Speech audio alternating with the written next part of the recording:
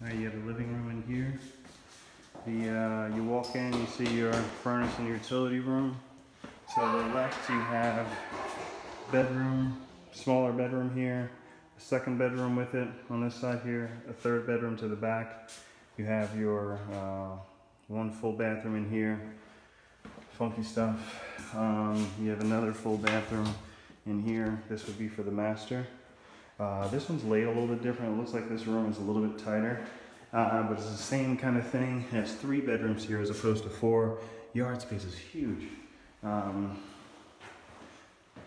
She's watching over us. So bedrooms, bathrooms, 3 back here, and then you have your other room inside here.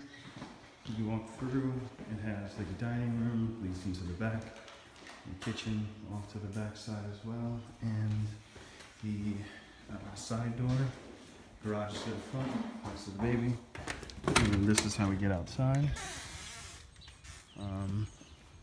This is your yard space.